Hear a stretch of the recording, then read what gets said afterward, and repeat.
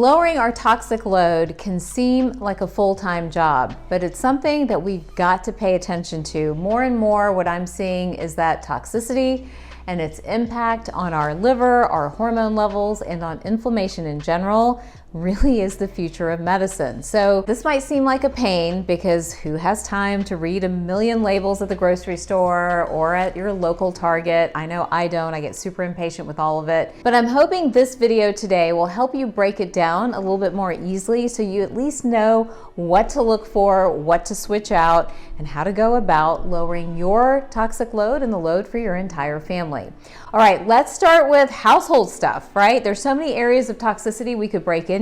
So today, let's start with things we commonly use. And what the issue is with many of these ingredients is that we're being exposed to a very high amount of chemicals. Some of those chemicals are called parabens, phthalates, organophosphates, ammonia, chloride, and so much more. And I haven't probably even mentioned all of them, and some of them have really big names in them. But we're gonna start with some of the things that we do maybe day in and day out. Let's talk about insect repellent. As the weather gets better, as we wanna get outside, many of us are putting on the insect repellent so that we can enjoy the warmer temperatures. Well, unfortunately, insect repellent does have a lot of toxic chemicals in it, including the organophosphates, which have been shown to really impact liver health and hormone health in general. So what do we want to do? We want to try to find maybe an alternative. So what I've got here is some distilled water, and to that we're going to add some apple cider vinegar. And I love adding lemongrass. You can even add, peppermint oil, rosemary, any of these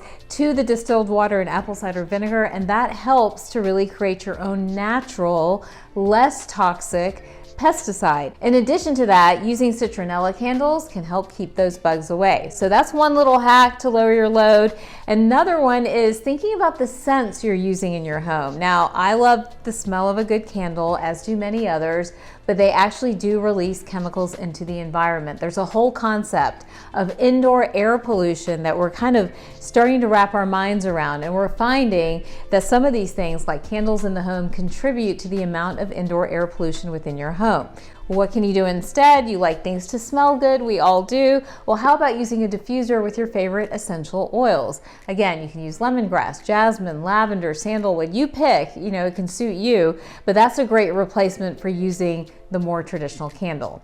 All right, let's move on to other things that we always are grabbing for when we're going through our daily motions within the house. I know you want to clean the house, right? You want a nice clean house, you want clean dishes, but again, many times in this we have too much ammonia, we have too much chloride, and those chemicals in turn impact our health and impact our body. What can we do instead? We can look for non-toxic versions of dish soap and laundry detergent that don't have the parabens and the phthalates in them, and therefore are not as sort of damaging to ourselves and to our families. Speaking of which, let's look at some of these cleaners. What we know with cleaners is, again, when we turn the bottom of the bottle upside down, you'll see a triangle, and you'll know like which of these bottles can be recycled versus not. Here's a little trick or hack. When you look at the bottom and you look at that triangle, if there's a 2, 4, or 5 there, those are safer bottles, safer plastics that can be recycled, versus a 1, a 3, a 6, or 7, which means that there are other chemicals in it and they can't be recycled and are considered more toxic.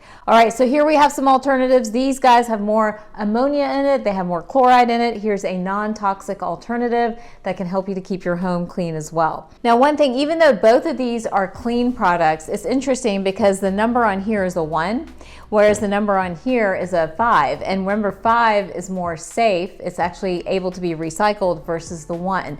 So the ingredients are cleaner within each one, but this one actually has the safer packaging overall. Little things, little tricks to learn as you're walking around the grocery store or trying to pick things for your home as well. Another great easy switch is switching out plastic Tupperware containers for glass containers. Definitely, again, plastics have a lot of phthalates in them. I keep saying that word phthalate, but that's one of the big chemicals that we're trying to avoid.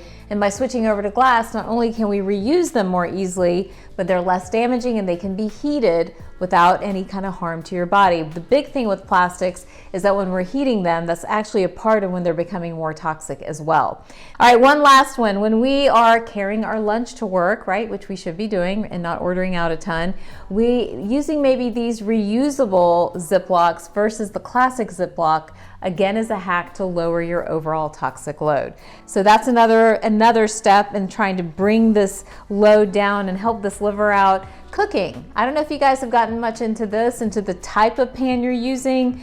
Now, I grew up using nonstick pans. It was easy and convenient and cleaned better, but that actually has chemicals. It has a big long chemical in it that we'll put up here on the screen. But switching over to a cast iron pan, where you again just maybe put a thin layer of oil or something like that to moisturize the pan, is actually safer and a better non-toxic alternative than our classic nonstick pans. All right, so all of these are hacks that you could use within your home to lower that toxic load, changing out your pesticides, changing out how you scent the home, what you clean with, how you carry food, and even how you cook the food.